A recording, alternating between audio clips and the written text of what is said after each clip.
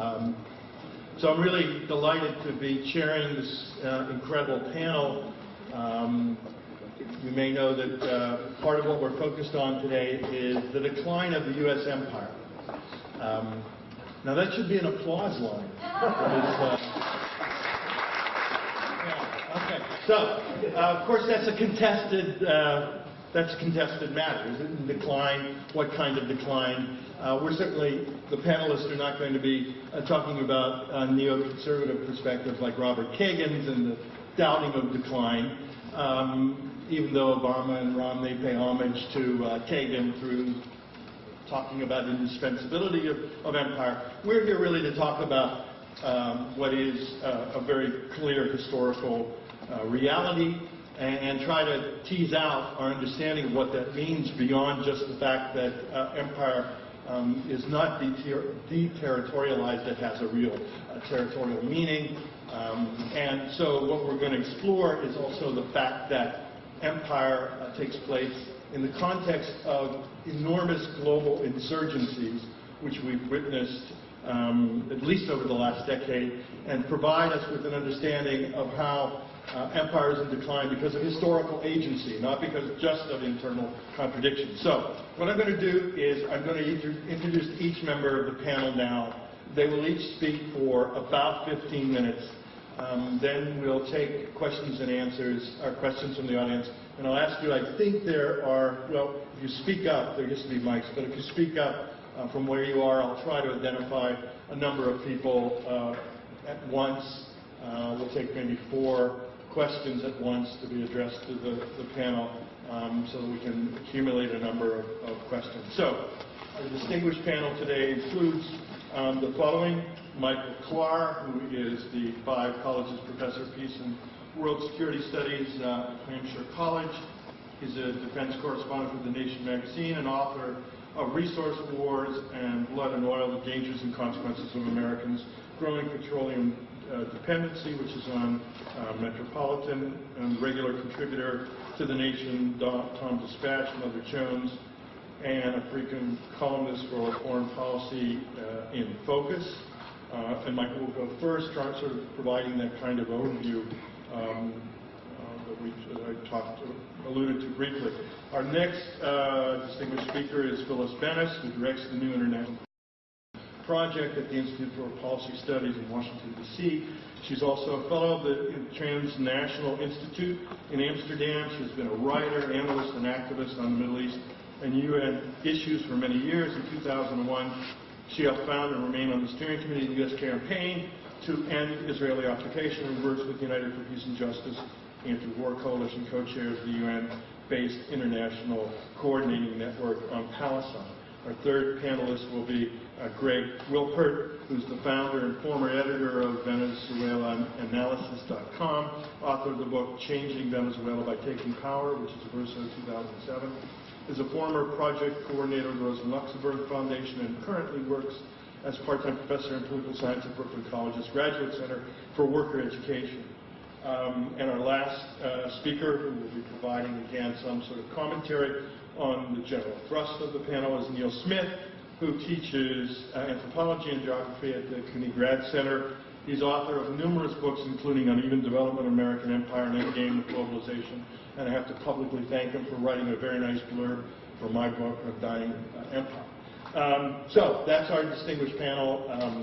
15 minutes for each, and then you'll have your chance to ask more questions. Thanks.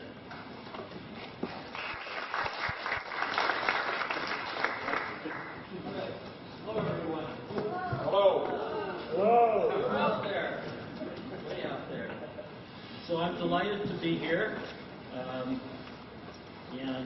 I'm going to try very hard to stick to my 15 minutes because we want to have that interchange with you folks.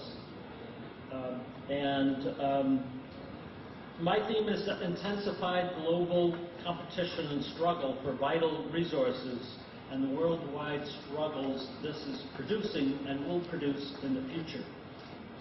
Much of the backdrop for this topic is contained in my new book, The Race for What's Left, And my publisher wants me to go around promoting the book, so here it is. And I think there are copies for sale here.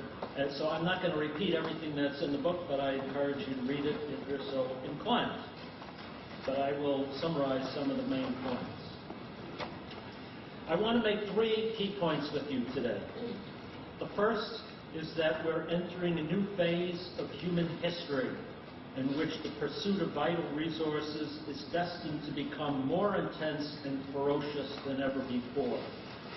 The second is that this intensified pursuit of resources will lead to intense struggles among the major industrialized powers for access to these materials, and especially between the older industrialized powers of the global north, led by the United States, Japan, and Europe, and the rising powers of the global south, led by China, India, Brazil, Turkey, and others.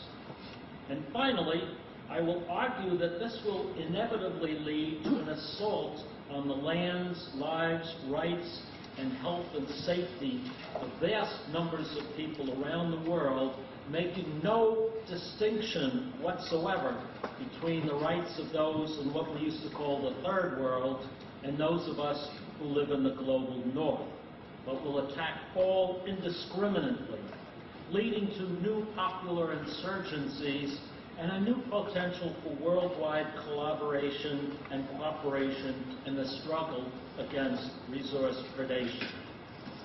That's what I hope to cover in my 15 minutes, at least 5 points. So first, the intensification of global competition for vital resources: oil, natural gas, coal, uranium, copper, iron, bauxite, nickel, cobalt, rare earths, food, water, and everything else. This is the inevitable consequence of 2 powerful forces: rising worldwide demand and dwindling or insufficiently growing supply. Both of these forces are powerful, and both are gathering momentum. The increase in demand is being driven by the older industrial powers in their efforts to maintain their dominant position and to their dominant economic position and satisfy the expectations of their citizens, thus us, who want to maintain the high level standard of living we've come to enjoy. And on the other hand, the efforts of the new economic dynamos, China, India, and Brazil, and so on, to sustain their economic growth and meet the expectations, the rising expectations of their growing numbers, hundreds of millions of rising middle-class citizens, to build infrastructure, new cities, and highways, and new industries. All this combined is producing a voracious demand for resources of all types, especially energy, industrialized minerals, specialized minerals like rare earths and coltan and lithium, which are necessary for advanced electronics. Everyone has a cell phone probably, which is made up of small amounts of a large number of very exotic minerals, which are quite scarce and will become increasingly in demand and fought over, and so on. The consumption of energy, for example, is expected to grow by 50% over the next 25 years, producing an extraordinary increase in demand for oil, coal, natural gas, uranium, hydropower, and every other conceivable source of energy. And the consumption of iron, copper, cobalt, titanium, rare earths, food, water, and everything else will experience a similar growth. Without these key materials, the project of globalization will fail, key industrial and transportation systems will deteriorate and collapse, economies will deteriorate, people will go hungry. Now let's look at the other side of the equation, supply insufficiency. I use that word instead of scarcity because supplies may not actually disappear altogether, but will not grow fast enough and in large enough quantities to satisfy rising world demand. In fact, we are seeing that now with the rising price of gasoline. This is partly due to the uncertainty about what's going to happen in the Middle East, fear of warfare and so on, but it's also partly because of the rising competition between U.S. and China and other countries for what supply there is, but basically the fact that the world supply of petroleum is just not growing fast enough to meet all of these needs. It's growing, it's not disappearing, but it's not growing fast enough and will not grow fast enough to meet rising demand, and therefore the price will increase and will continue to increase. And this is going to be true of other materials, including food, which will be a major source of instability around the world and played its part in the Arab Spring. No matter where you look today, we find that existing reservoirs of key materials, energy, minerals, and so on, are being depleted at a much faster rate than they're being replenished by new sources, which in many cases the new sources are smaller in size and of inferior quality and harder to process, like the Canadian tar sands and shale oil and gas, or are harder to bring to market because they come from remote areas like the Arctic. I'm not going to go into this in any kind of detail because it's all in my book, but the bottom line is this. The world is not generating enough new sources of energy and other vital materials to meet the rising needs of both the older and newer industrial powers. And this leads to my second point. As a result of all this, we're seeing an intense struggle among the major industrial powers, old and new, for control over what remains of all these materials. This is a contest that pits the mostly privatized megacorporations of the industrialized West against the mostly state-owned or state-backed parastatal corporations of the global South. ExxonMobil versus Sinopec, Chevron versus Gazprom, BP versus Rosneft, and so on. At stake in these struggles is control over the few new promising sources of supply that remain in places like the Deepwater Gulf of Mexico, offshore Brazil and Africa, the Arctic, Mongolia and Afghanistan, the Democratic Republic of the Congo, East and South China Seas, and those other few areas that still remain undepleted. If you follow industry literature, you will see a ferocious struggle underway in these places among the private and state-owned corporations to acquire exploration and drilling licenses, joint ventures, and ownership rights. In some cases, this is leading to territorial disputes involving governmental intervention, often of a military sort, as in the East and South China Seas, in the Caspian Sea, the Arctic, and other areas and parts of Africa. This is going to produce new geopolitical strains, alliances, rivalries, and tensions, shaping the future geopolitics of the world. This is already evident in the growing energy ties between the parastatal corporations of China, Russia, Iran, Kazakhstan, and Venezuela, among others, for example. These companies, Rosneft, Gazprom, CNPC, Sinopec, and the national oil companies of Iran and Venezuela are forming joint ventures, interlocking corporate ventures to exploit their own resources and those of other countries in competition with the struggles of the private companies to extract energy from the same areas. And this leads to political conflict, as we're seeing today, reflected often in struggles over Libya, Syria, Iran, at the United Nations. This is not the key theme of my talk, but gives you a sense of the implications of this struggle, which I call the race for what's left. Now let me turn to the third aspect of this struggle, which is more closely related to the theme of this panel of global insurgencies. The fact that this contest, this struggle over resources, is leading to an ever more ferocious assault on the lands, rights, health and safety of the peoples who inhabit the resource-containing areas. Now, in some sense, this is nothing new. The extractive industries, as they're called, have trampled on the rights of poor and indigenous peoples in Africa, Latin America, the Middle East, and Asia for a very long time. This is the essence of imperialism and colonialism, including the invasion and settlement of North America by the Europeans starting in the 15th century, and involves and encompasses slavery and the westward expansion of the United States, the Spanish-American War, and America's colonial expansion. By the end of World War II, however, much of North America had been thoroughly plundered of its valuable raw materials, and the major oil and mining firms turned their attention to what we call the Third World: Africa, Asia, the Middle East, and Latin America.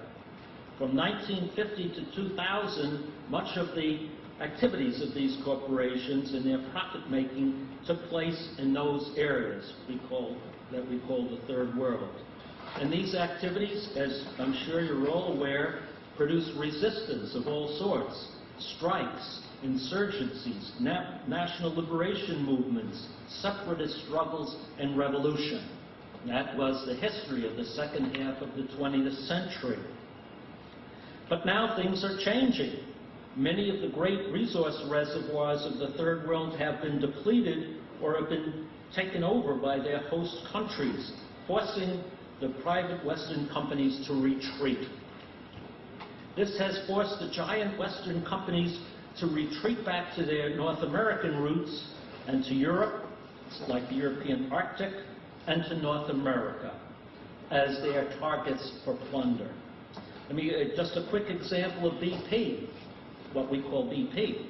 BP began life as the Anglo-Persian oil company exploiting a concession in southwestern Persia, now Iran, in the first years of the 20th century. I won't go into the whole history, it's so fascinating. Winston Churchill played a key role in this. It was nationalized by the British government during World War I so that they had a secure source of oil. It became a British Crown possession. But it was the Anglo-Iranian Oil Company, as its next incarnation, was nationalized in 1951 by Mossadegh, the elected prime minister, who was then overthrown by a US-UK covert operation in 1953, which restored it to AIOC, then rebranded as British Petroleum, still state-owned, and then renationalized in 1979 after the Iranian Revolution. Then British Petroleum retreated from the Third World, rebranded itself as BP, acquires Amoco, and invades North America.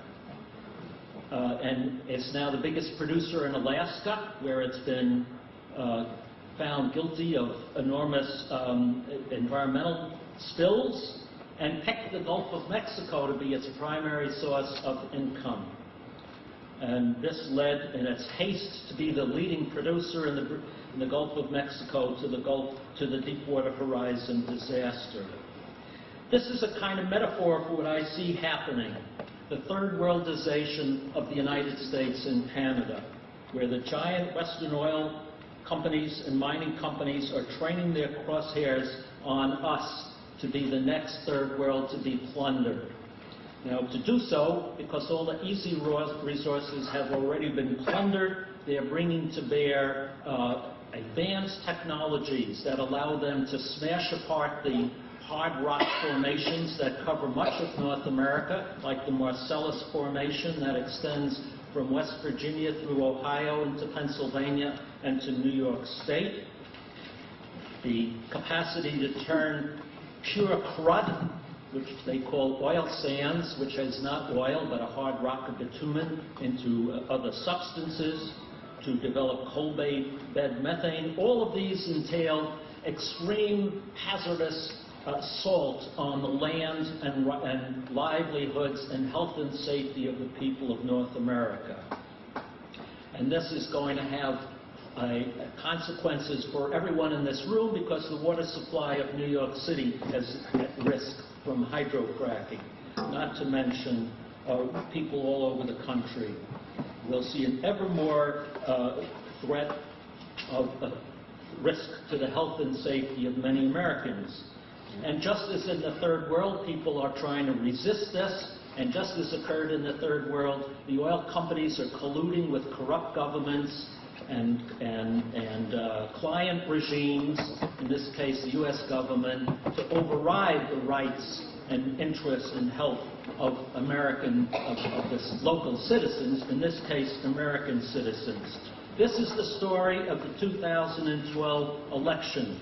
It will be about jobs and gasoline prices, but the underlying story is creating the discourse to allow the oil and gas and extractive industries a free hand to plunder North America at overriding the rights of the rest of us. So I have just another minute.